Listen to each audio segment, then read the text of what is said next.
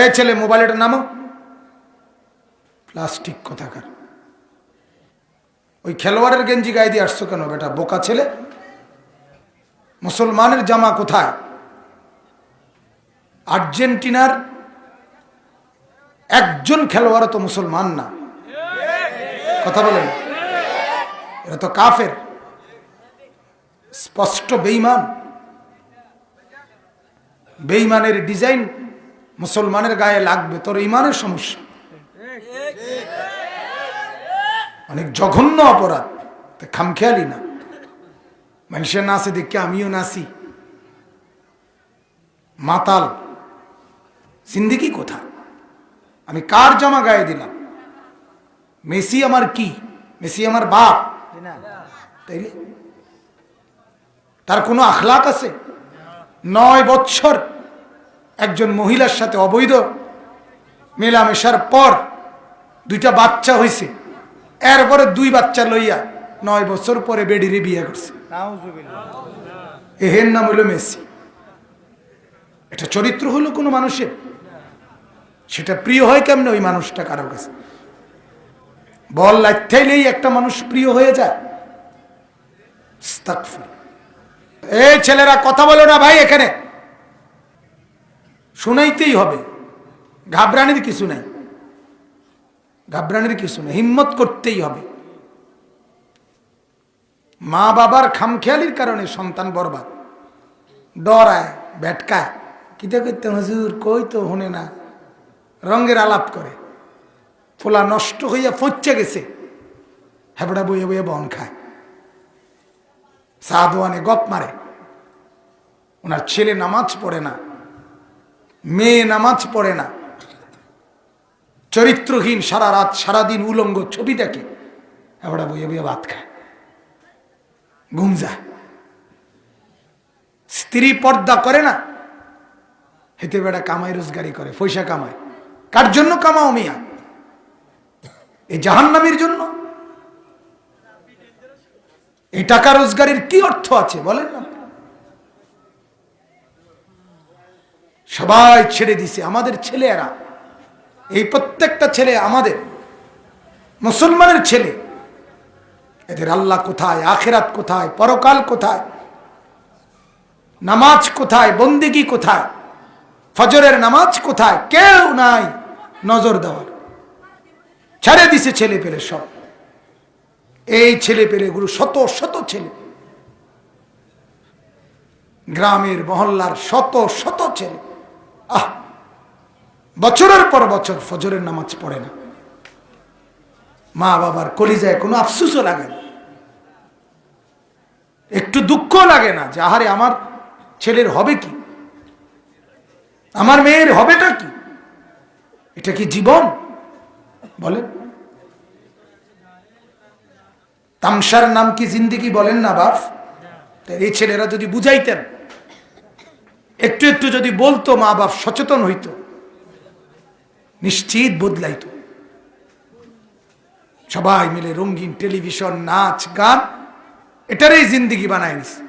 বুড়া বেড়াও টেলিভিশন দেখে, বাচ্চা ছেলেরাও মেয়েরাও মোবাইলে ছবি দেখে, একই জিনিস, একই নাফরমানি, একই খামখেয়ালি। বুড়া মানুষও চা দোকানে বসে বিড়ি খায়, টেলিভিশন দেখে, তো জওয়ান ছেলেও তার সমবয়সী বন্ধুদের সাথে গুনাহ করে, নাফরমানি করে, আড্ডা করে, একই তো হিসাব। বদলাবে কে সমাজ? আমি কুমিল্লা ময়নামতির থেকে আসছি, আমি আইসা আপনাকে সবাই রে 1 ঘন্টা বয়ান করে জোনায়েদ বাগদাদি বানাই দিব না? সম্ভব এটা? কথা বলেন না?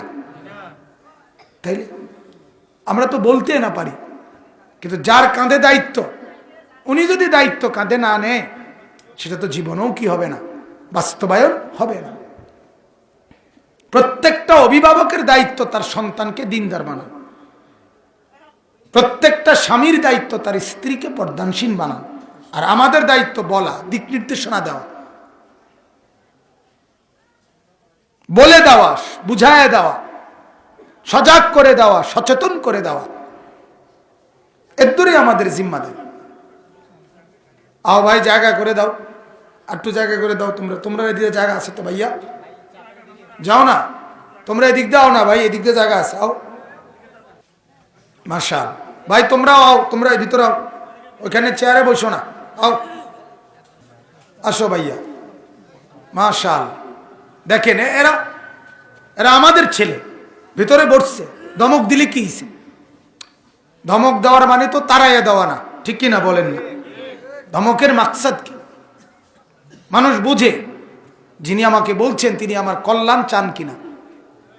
আমাদের এই বলার মাকসাদ কল্যাণ কামনা করা, নাহলে তা এই ছেলেদের সাথে আমার কোনো দুশ্মনী আছে? কথা বলেন, আমি চিনিয়ে গো কাউরে? তাই শুধুই মহব্বত, শুধুই আন্তরিকতা।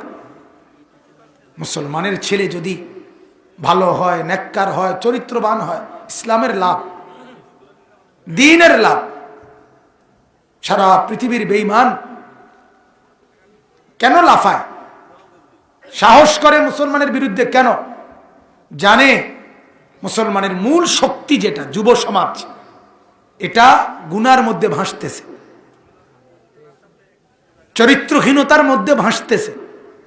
আমি সেদিন শরীয়তপুর থেকে আসছিলাম রাত্রে মাহফিল করে, পদ্মা সেতুর ওইদিকে, এই গত 3 দিন আগে মনে হয়, রাত্রে তখন 1:30-2টা বাজে। আপনার আশ্চর্য এক যুবক মোটর সাইকেলে আমাদের সামনে ফাঁ করে গেছে, টোল দিতেছে দেখলাম। এক নজর দেখছি, মানে পিছনে এক মেয়ে, চুল খোলা যুবতী মেয়ে, সে পিছনে বসা, খোলামেলা, রাতের 2টা বাজে, জীবন উপভোগ করতেছে, জীবনের মজা উপভোগ করতেছে, নর্তকী নিয়ে ঘুরছে মোটর সাইকেলে করে রাতের 2টায়। তাহলে এই পরিমাণ বেহায়ার কারণে দুশ্মন সাহস করে। দুশ্মন যখন দেখে আমাদের প্রত্যেকটা হাতে যাদের বড় মোবাইল, কে কি দেখে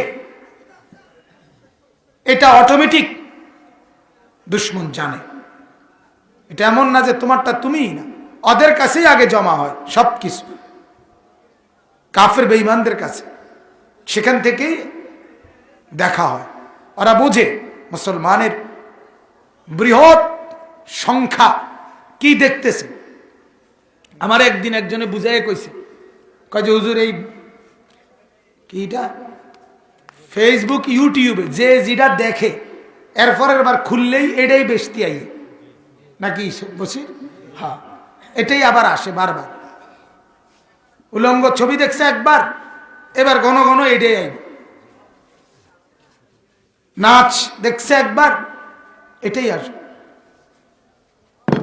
এ কারণে ওরা বুঝে ছেলেরা কি করছে। আমি এখান দিয়ে এই মাত্র গেছি অজু করতে, দেখছি এইখানে একটা ছোট্ট ব্রিজ এখানে আছে না, এখানে এটার মধ্যে বৈশা ছেলেটা মোবাইল টিপতেছে। এত বড় মাহফিল, এত আওয়াজ, এতগুলো মানুষের আসা যাওয়া, অথচ তার ভিতরে এতটুকু বিবেক কুলাইল না যে মানুষে কিতা কইব, কোনো পরোয়া নাই, মানুষে কি বলবো, এই এক ধারণাই সমাজ থেকে উঠে গেছে। ছেলে পেলে একেবারেই মন খুশি মতো চলতেছে, একেবারেই লাগাম ছাড়া, একেবারেই লাগাম ছাড়া। এত লাগাম ছাড়া হলে ভাইয়া সমাজ টিকবে না। এখনো তো কিছু বাচ্চা মুরব্বী যাদের বয়স 60 বছর, তো ধরে নেন তারা, আপনার বয়স কত? 73 বছর। তাইলে মনে করেন 73 বছর আপনার বয়স, আজ থেকে 30 বছর আগে আপনি যখন জওয়ান ছিলেন তখন এরকম নগ্নতা ছিল না, ছিল না, এত নগ্নতা ছিল না। এই যে মুরব্বীদের, ওনারা বর্তমানের এই গুনাহ দেখেই নেই, ওনারা আছে বরকতে, সমাজের কিছু বরকত আছে। এখন এই প্রজন্ম মনে করেন, আমি প্রতিদিন বলি এটা, এই যে এখনকার যারা 15, 20, 25 বছর বয়সের ছেলে পেলে, এই প্রজন্ম যখন এখানে যাবে তখন এরা যদি এখন থেকে চরিত্রহীনতার সাথে এই নোংরামি অসভ্যতা নিয়ে এদের জীবন বেড়ে ওঠে, এদের হাতে যেই জেনারেশন, আপনার ছেলে মেয়ে আছে, নাতি নাতনি আছে ওনার, এরা তোমাদেরও তো আসবে ভাইয়া। তো তোমার জীবনটা তুমি একটু মনে করো। এখন তুমি যদি সারা দিন ছবি, নাচ, গান, উলঙ্গ দৃশ্য, বেডি, নর্তকী, ফেসবুক, গেমস খেলা, মোবাইলে জুয়া খেলা, এর মধ্যেই যদি তোমার জীবন, তাহলে তোমার সামনে যে জেনারেশন 30 বছর পরে আসবে, সে তো সরাসরি রাস্তায় জিনা করবে, ব্যভিচার করবে।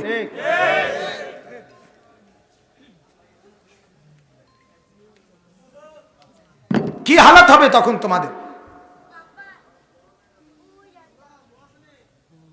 এজন্য ছেলেরা, বাবারা, আপনারা সবাই সমাজের সন্তানদের দিকে নজর দেন। খাট পালং আর সোফা, বিল্ডিং আর দালান, সবার টেনশন ইট যেন হয় 1 নাম্বার, সিমেন্ট যেন হয় সবচেয়ে ভালো, কাঠ যেন হয় সবচেয়ে ভালো কাঠ, বালু যেন হয়, বালু এখন ইদানিং আইসা বালু এখন আস্তর করে দুইয়া, মানে এমনি আস্তর করে না, মানে বালুডারে আগে ধোয়, ভালো করে ধুইয়ালো যাতে বালু না থাকে। সেটাই বুঝাইলাম, মানে অর্থ হলো বিল্ডিং এর টেকসই যেন ভালোভাবে বিল্ডিংটা মজবুত হয়, সেজন্য বালু ধুইয়া দেয়। তাহলে বালু যেন হয় 1 নাম্বার, ইট, বালু, সিমেন্ট, লোহা, কাঠ, খাট পালং। কিন্তু এত কিছু মজবুত আপনার ছেলেটা, আপনার মেয়েটা, আপনার স্ত্রী, তার অবস্থা কি?